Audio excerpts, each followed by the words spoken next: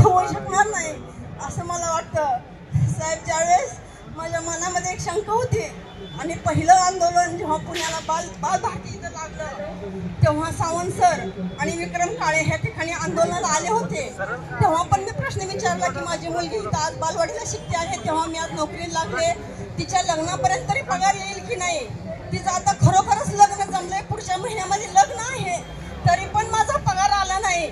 विक्रम काळे साहेब एवढे खोटारडे आहेत की त्यांनी मला शब्द दिला होता की ताई तुमच्या मुलीच्या लग्नाच्या वेळेस तर मी तुमचा पगार काढून देईन, पण आज विक्रम काळे हे विसरून गेले आहेत। पण मी त्यांना, ते आमच्या विभागाचे आमदार नाही पण सावंत सर आमच्या विभागाचे आमदार होते, मी त्यांना सुद्धा जाब विचारू शकले किंवा विचारला नाही, पण आता आज गावकर साहेब तुम्ही आमच्या विभागाचे आमदार आहात तर तुम्ही हा प्रश्न माझा सोडवायचा आहे आणि माझ्या मुलीच्या लग्नाला तरी माझा पगार आला पाहिजे, ही माझी तुम्हाला कळकळीची विनंती आहे। कारण मी स्वप्न बघितलं होतं लग्नानंतर एका मुलीला तिच्या आई वडिलांकडून किंवा माहेराकडून फक्त साडी बांगडीची अपेक्षा असते।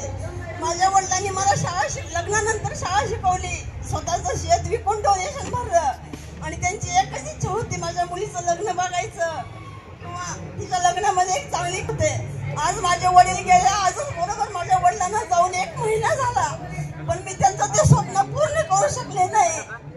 तर माझा ह्या नोकरीचा उपयोग काय, कशासाठी मी नोकरी करते? स्वतःच्या मुलींचं स्वप्न पूर्ण करू शकले नाही, स्वतःच्या वडिलांचं स्वप्न पूर्ण करू शकले नाही। ज्या वडिलांनी मला लहानाचं मोठं केलं, एवढं शिकवलं, नोकरी लावली आणि पगार वाढेल या अपेक्षेने वाट बघितली किंवा ऐकतही नाही। आज ते हार्ट अटॅकने त्यांचा मृत्यू झाला, 1 महिना, आज बरोबर 1 महिना झाला त्यांच्या मृत्यूला, तरी पण माझा पगार काही वाढला नाही।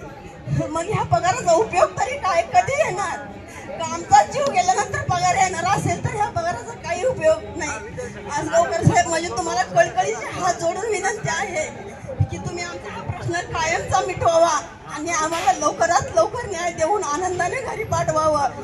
कशीही कॅबिनेट होईल यासाठी तुम्ही जास्त प्रयत्न करावे अशी तुम्हाला ह्या बहिणीची कळकळीची विनंती आहे। धन्यवाद।